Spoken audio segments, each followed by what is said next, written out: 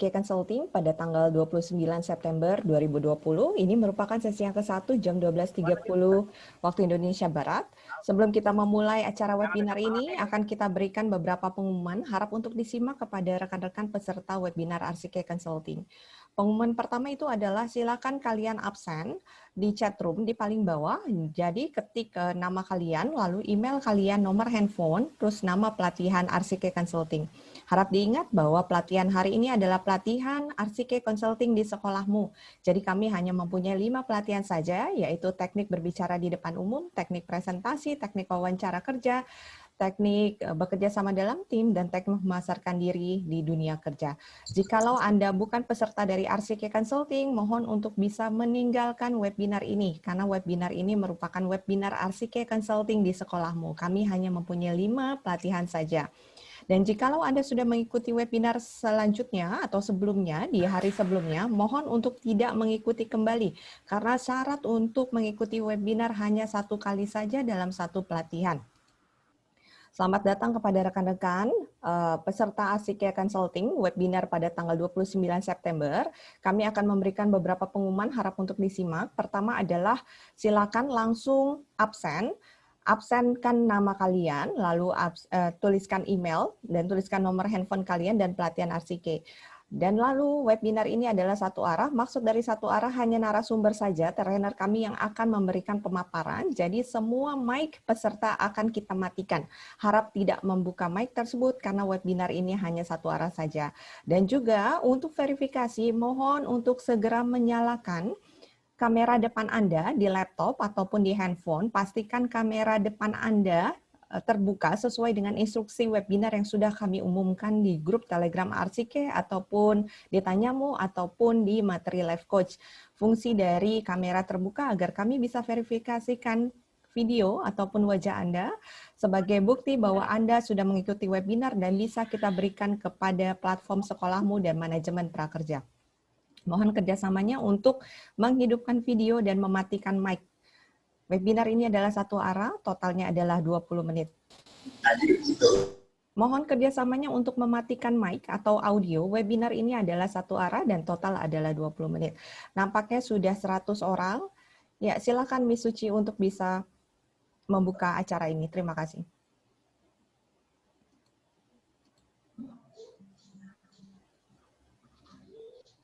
Baik, selamat siang rekan-rekan.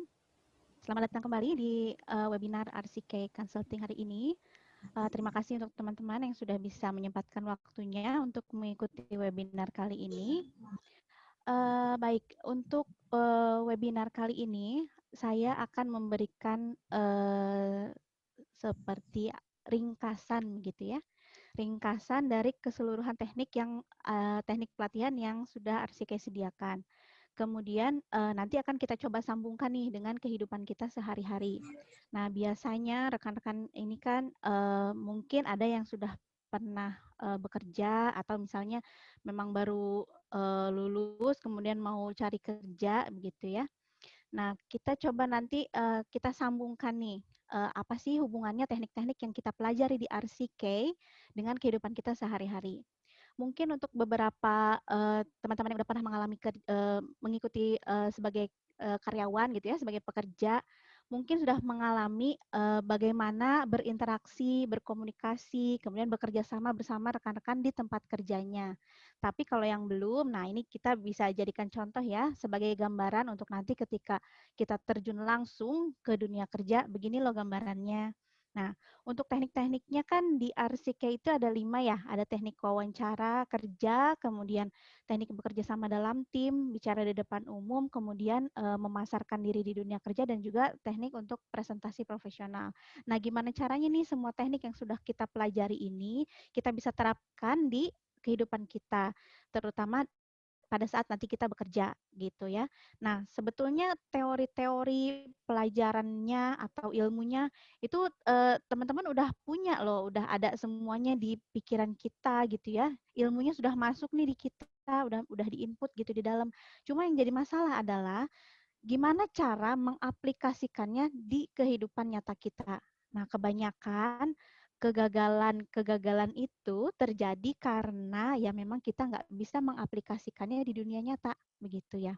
Kadang suka bingung nih, mungkin yang dulunya sekolah di kejuruan mungkin ada ya diajarin gitu ya sama gurunya gimana sih cara untuk misalnya presentasi yang baik atau wawancara.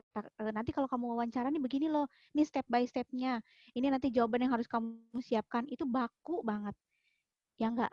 Itu kan baku ya, terus kita harus ngikuti. Terus kalau coba kita bayangkan kalau misalnya gitu ya, besok nih ada wawancara kerja. Terus malam ini kan biasanya kita siapin tuh, aduh ntar besok ditanya apa ya? Aduh ntar besok gimana ya? Mau jawab apa sih besok nanti ditanya sama si pewawancara. Nanti dia gimana ya? Dia judes nggak ya? Dia jutek nggak ya? Nanti dia pertanyaannya aneh-aneh nggak ya? Pasti kan kita pikir gitu ya. Nah, untuk mengatasi itu semua, caranya adalah dengan apa? Nah, dengan latihan tadi. Nah, untuk sebelum kita terjun ke latihannya nih, kita harus tahu dulu kemampuan kita sudah sampai mana. Kemudian ilmu yang sudah kita dapat itu apa aja. Nah, nanti kita urutkan tuh beberapa ilmu-ilmu dan teori-teori yang sudah kita punya. Nanti kita bisa ringkas dan kemudian kita aplikasikan. Aplikasikannya seperti apa? Ya kita coba latihan gitu. Karena kalau dengan latihan kan seiring berjalan waktu kalau terus-menerus kita asah gitu ya, nanti juga lama-lama kita bisa dan kita terbiasa. Yang penting itu di depan umum misalnya, atau nggak biasa ketemu sama orang banyak, ngomong di depan orang banyak, itu kan yang ada nanti nervous. Terus apa, kita udah siapin nih matang-matang, malamnya udah kita siapin, udah bikin outline sedemikian rupa, udah tersusun banget, tapi begitu di depan orangnya langsung jadi patung, nggak bisa ngomong apa-apa. Biasanya groginya, wah itu heboh banget groginya. Sampai ngeblank semua apa yang kita siapin tuh udah, aduh udah hilang deh. Nah, jangan sampai kita seperti itu. Kemudian kalau untuk di dunia kerja kan biasanya nih, kalau kita punya tim di tempat kerja, misalnya ada Mas Asep, kemudian Mas Fikri, sama Mas Misriadi nih, satu tim nih ya. Kira-kira nih, tanggung jawabnya siapa yang pegang kalau untuk bekerja sama di dalam satu tim itu? Apakah salah satunya atau semua masing-masing punya tanggung jawabnya? Semua masing-masing punya tanggung jawabnya, betul. Nah, untuk mengakomodir semua tanggung jawabnya, tugas dan tanggung jawab masing-masing ini, gimana caranya kalau misalnya kita nggak tahu nih kemampuan kita sampai di mana gitu ya. Nah, kalau misalnya gini, kita udah kerja nih sebaik-baiknya, udah pokoknya udah maksimal gitu ya, kerjanya maksimal banget sampai kita tuh pikir gini, ah nanti juga kalau misalnya kita kerjanya bagus, nanti si bos juga ngelihat kok, nggak mungkin lah si bos nggak ngelihat gitu ya. Misalnya nanti pas ada sebuah presentasi atau misalnya ada ketemu klien gitu ya, kita dipercaya nih buat bicara di depan mereka untuk memimpin meeting tersebut misalnya gitu. Nah itu apa ya? Seperti kita tuh nanti ada penghargaan gitu ya, penghargaan yang nanti akan didapat setelah kita melakukan pekerjaan yang baik gitu ya. Tapi kayaknya kalau untuk zaman sekarang yang kita temui itu bukan lagi yang kayak gitu. Mungkin ya beberapa yang udah mengalami bekerja itu kayaknya suka ada yang tikung kanan kiri ya. Wah dia heboh banget, caper gitu ya, cari perhatian si pimpinannya. Terus misalnya, oh iya Pak, selamat pagi Pak. Ini loh Pak, hari ini wah Bapak bagus banget nih bajunya. Suka ada gitu ya. Nih Mbak Sarina senyum-senyum nih pernah ya Mbak ya, caper-caper sama bosnya gitu. Nah, jangan sampai yang kayak gitu-gitu kan maksudnya itu apa ya, jalurnya jalur lain gitu ya, bukan yang nggak fair rasanya gitu kalau misalnya kita apa ya menjual kemampuan kita dengan cara seperti itu gitu kan. Nah, sekarang fenomenanya adalah ketika kita banyak berinteraksi dengan rekan-rekan di kantor atau di perusahaan, di tempat kita kerja, kalau kita banyak interaksi, banyak komunikasi, kemudian kita kontak nih ke beberapa, misalnya kita kerja nih di divisi A, kita kenal juga nih sama orang-orang di divisi B gitu misalnya ya. Nah itu biasanya juga akan membangun secara nggak langsung apa ya, membangun hubungan yang nantinya tuh akan berpengaruh terhadap pekerjaan kita gitu ya. Nah pekerjaan yang mana? Tolong di mute ya teman-teman. Ya, silakan suaranya, Miss. Ya, silakan suaranya, Miss. Oke. Oke, untuk seperti apa yang sudah saya jelaskan tadi, kalau misalnya kita ingin memasarkan diri kita di tempat kerja, apakah benar caranya seperti itu? Misalnya kita harus pandai berkomunikasi dengan yang lain, menjalin relasi atau membuat jaringan baru dengan rekan-rekan yang mungkin tidak satu divisi dengan kita. Nah, itu ya. Nah, itu gimana untuk masalah karir kita? Memang tujuannya kan beda-beda ya. Ada yang ingin memang cuma dilihat sama atasannya, wah ini mah kerjanya bagus banget nih, misalnya gitu. Wah ini si Mbak Titis nih bagus kerjanya, udah oke lah. Dia udah kepake di perusahaan ini, udah oke. Terus ada juga yang pengen, ih pokoknya saya harus bagus nih kerjanya, misalnya. Kata Mbak Vira, saya pokoknya harus bagus dan saya harus cepat-cepat naik grade, misalnya gitu ya. Saya mau naik jabatan langsung, nggak mau nih saya jadi ecek-ecek gitu ya. Saya mau langsung jadi manajer, misalnya gitu. Nah, dengan tujuan yang berbeda-beda itu. Nah, tapi untuk caranya kita berkomunikasi dengan rekan-rekan tadi sehingga bisa menghasilkan hubungan yang sinergis gitu ya antara atasan dengan karyawan dan akhirnya juga nanti pada akhirnya kita bisa menunjukkan gitu ya gimana sih cara kita bertahan sampai kita bisa meningkatkan meningkatkan atau mencapai tujuan karir yang memang kita sudah damba-dambakan gitu ya. Nah, tentu untuk menyebarluaskan hal itu, kita jangan lagi nih bergantung sama teman-teman atau ke atasannya langsung gitu ya. Nah, itu cara yang mungkin udah old school gitu ya, udah kayaknya udah kuno deh kalau cara kayak gitu ya. Nah, sekarang itu kita caranya bagaimana teman-teman mengaplikasikan hal itu, coba kita belajar, kita terapkan nih teknik yang sudah RCK siapkan untuk latihan berkomunikasinya dulu aja deh. Nah, berkomunikasinya seperti apa? Coba kita misalnya ketemu sama teman-teman, kita buka obrolan yang sedikit serius gitu ya, membahas tentang sesuatu yang sekiranya bisa menambah ilmu kita tentang misalnya untuk pekerjaan gitu. Kan biasanya di beberapa teman-teman ada tuh yang punya pengalamannya kan beda-beda ya. Nah, itu kan bisa kita share dan ilmunya bisa kita dapat gitu. Kita ambil ilmunya nih yang baik-baiknya apa gitu. Nah, kemudian setelah dapat ilmunya, kita coba komunikasi dengan mereka, ngobrol, sharing gitu ya. Sering-sering kan sekarang udah bisa kayak gini nih, kita bisa buka Zoom meeting nih sama teman-teman, kita obrolin sesuatu yang ada manfaatnya begitu ya untuk nanti di saat kita misalnya pandemi selesai, kita kan mau cari kerja lagi nih, mau coba lagi melamar pekerjaan gitu. Nah, gimana caranya tuh biar bisa kita siap, kita mempersiapkan diri kita dari sekarang. Jadi ketika pandemi usai, lamaran kerja dibuka, kita udah siap dan kita bisa ikut bersaing dengan para pelamar yang lainnya gitu. Nah, untuk mencoba latihan berkomunikasinya tadi, coba bikin Zoom meeting sama rekan-rekannya gitu ya.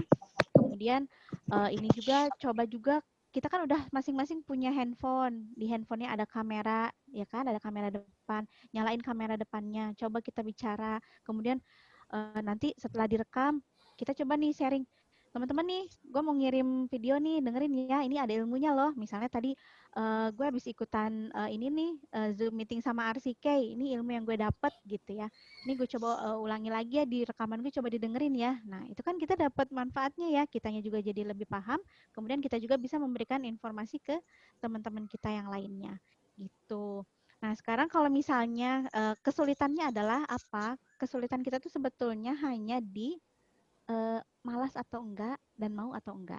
Itu aja sebetulnya. Itu faktor terbesar yang membuat kita kadang, ih mau coba, ih enggak deh, nanti aja deh. Males jadinya. Jadi udah males gitu ya. Terus kadang kitanya udah siap, udah mau, udah nyiapin segala macam, ada halangan, bentrok gitu ya. Misalnya ada ya udah deh. Nah gitu. Jadi akhirnya ketunda sampai akhirnya enggak latihan gitu ya Mas Fikri ya. Coba latihan nih, kamera depannya dimanfaatkan. Kemudian si nyalakan kamera depannya, kita coba latihan berbicaranya aja dulu deh. Berbicaranya dulu supaya kita tahu dan kita bisa mengolah nih kata-kata yang keluar dari mulut dan pikiran kita nih sinkron atau enggak nih. Biasanya yang di dalam pikiran kita apa gitu ya, yang udah kesusun rapi banget. Tahu pas dilontarkan, jadinya lain gitu ya, Mas Yunir ya. Coba ya pakai kamera depannya, promoin apa aja, cobain aja, jelasin sesuatu apa gitu ya kan, sampai orang lain bisa melihat kita dan tahu, oh iya nih udah bisa ngomong nih sekarang. Artinya udah bisa ngomong dalam konteks yang seperti presentasi gitu ya, bukan ngobrol seperti sehari-hari gitu. Oke? Jangan lupa dicoba ya, harus dicoba supaya kita ada supaya kita punya pengalaman terhadap diri kita sendiri dalam hal berbicara dan juga kita bisa melihat nih kemampuan kita udah sampai mana. Kalau misal kurang kan bisa ditambahin lagi. Kita bisa cari ilmu-ilmu lagi dari yang lainnya gitu. Internet udah banyak banget, ketemu teman bisa kita sharing-sharing. Ya, kemudian nanti kalau misalnya ada hal apa itu kan bisa juga ditanyain ke teman-teman yang sudah berpengalaman gitu. Coba sering-sering melakukan komunikasi dan membuat jaringan berkomunikasi bersama teman-teman yang terdekat kita aja dulu gitu. Oke.